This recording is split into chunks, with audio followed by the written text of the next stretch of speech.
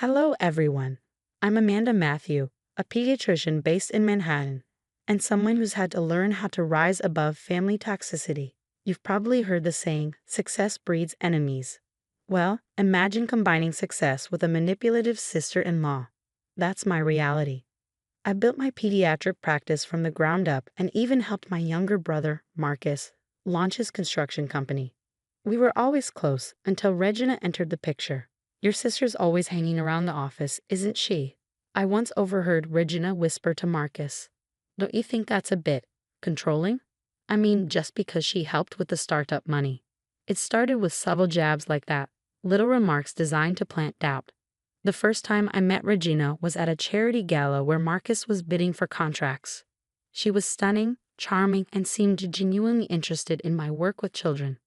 Dr. Matthew, your reputation precedes you, my mentor, Dr. Sarah, said during a staff meeting soon after. We're so lucky to have you leading the pediatric department.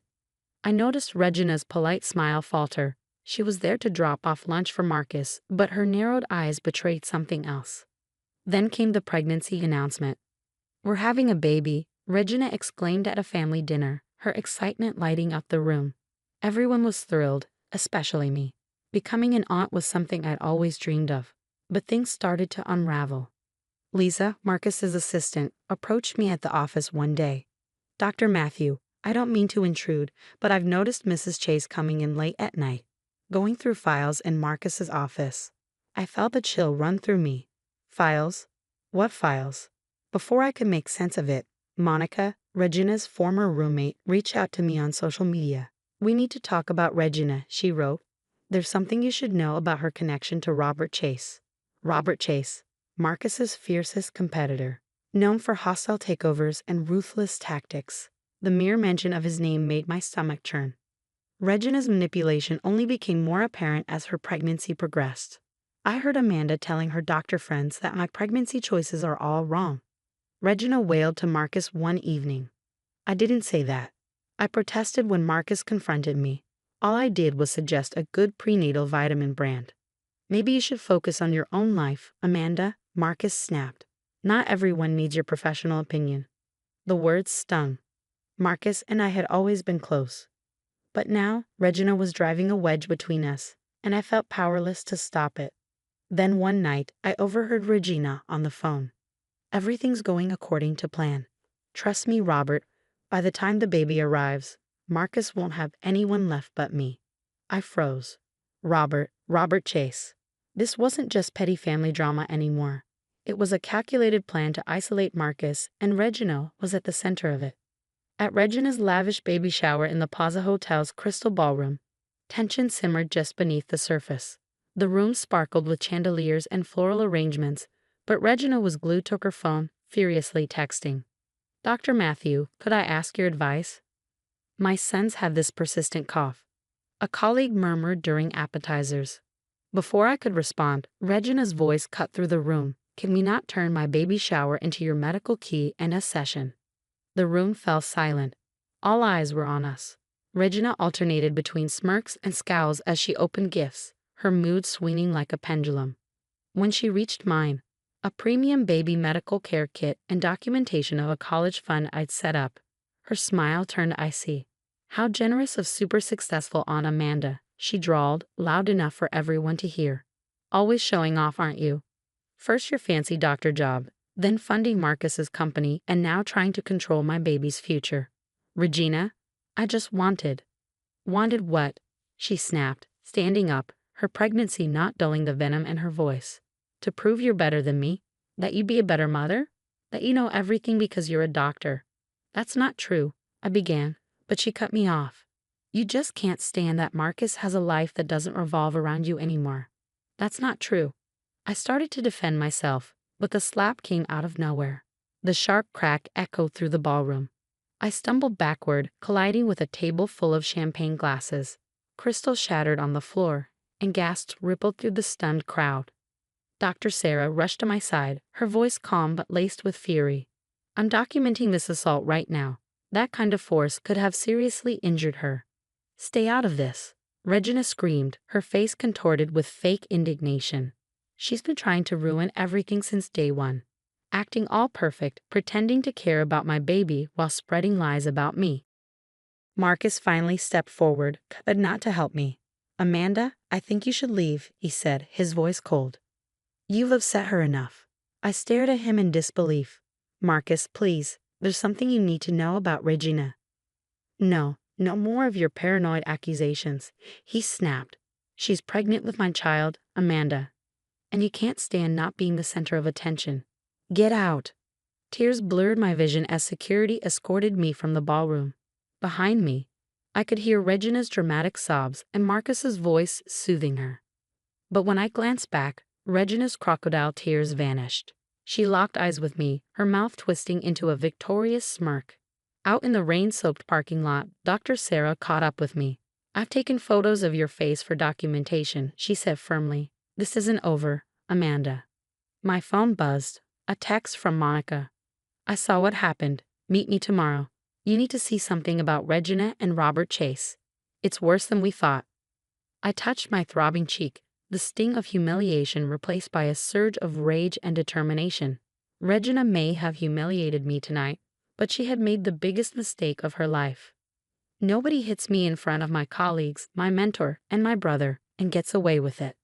From the parking lot, I could see Regina through the ballroom window, already back to her secretive texting while Marcus hovered protectively.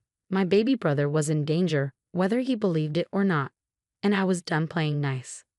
The next morning, I met Monica at a quiet coffee shop downtown. She slid a USB drive across the table.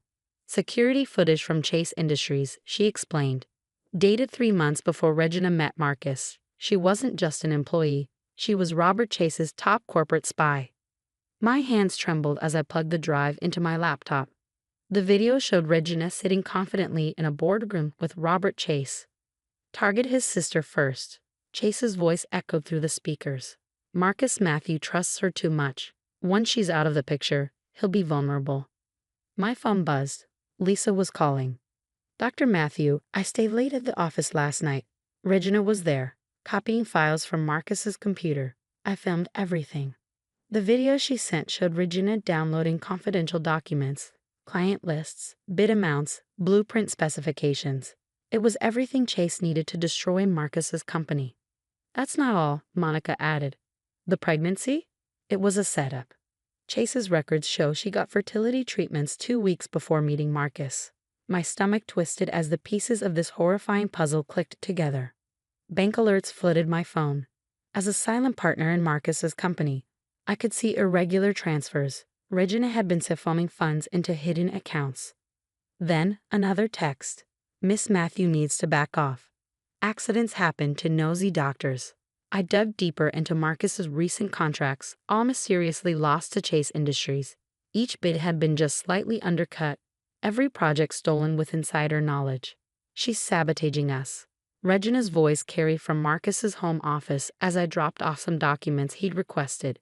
"Your sister's been feeding information to Chase. Why else would we keep losing contracts?" "But Amanda helped start this company," Marcus replied, his voice uncertain. "Wake up," Regina shot back. "She's a control freak. Why do you think she caused that scene at my shower?" I closed my eyes, hearing my mother's voice in my mind. "Protect your brother, Amanda. He trusts too easily." Another text buzzed. "Final warning. Stay away from Marcus, or your patient's records might have unfortunate accidents." Lisa called again, her voice panicked. "Dr. Matthew, Regina caught me filming her.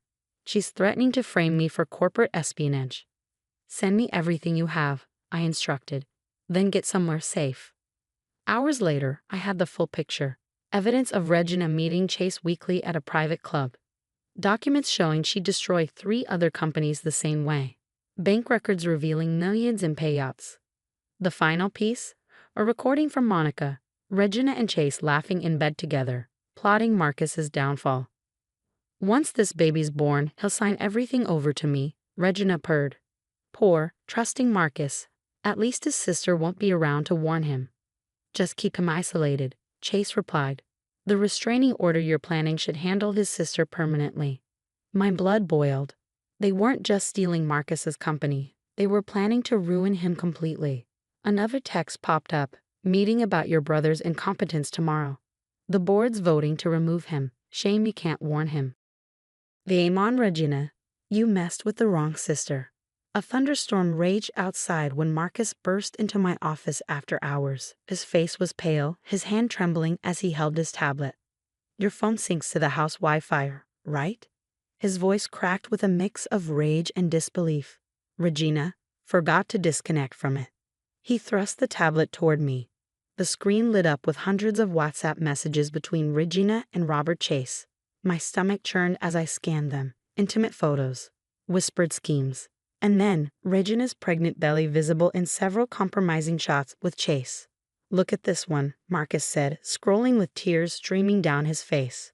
The message read, "Can't wait until this baby helps me take everything from this idiot. At least his controlling sister got what she deserved at the shower." "Marcus, I'm so sorry," I began. "No," he interrupted. "I'm sorry. I didn't believe you. But now we're taking them both down."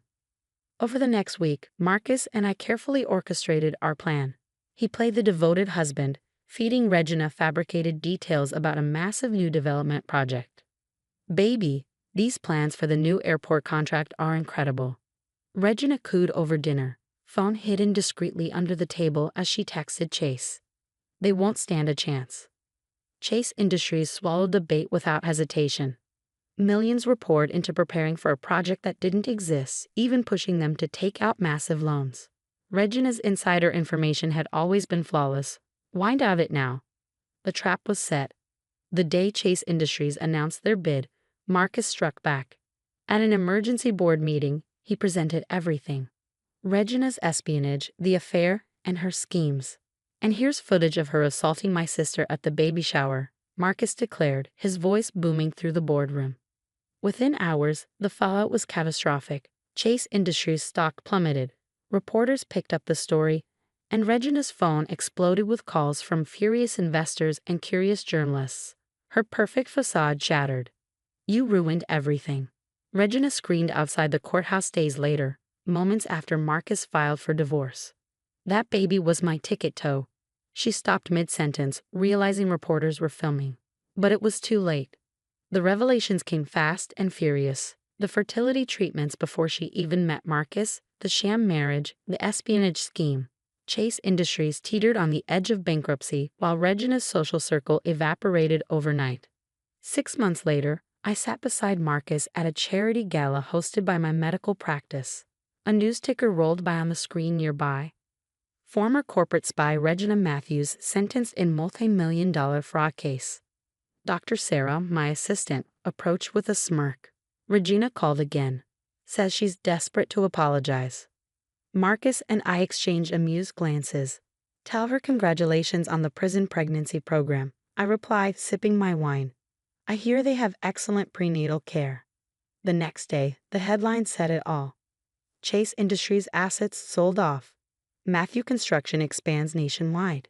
Disgraced couple faces decades behind bars. I smiled to myself. Mom would be proud.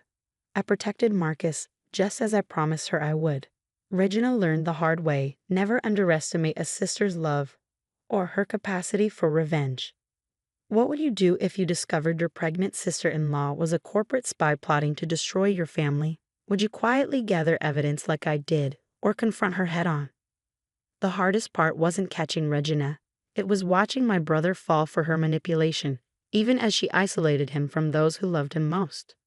Have you ever dealt with a toxic person who tried to turn your family against you? How did you expose them? Share your story in the comments below. For more tales of standing up to manipulators and watching their plans crumble, hit subscribe and turn on notifications. New stories drop every week because sometimes the best revenge is letting karma do its job while you rise above it all. See you in the next video.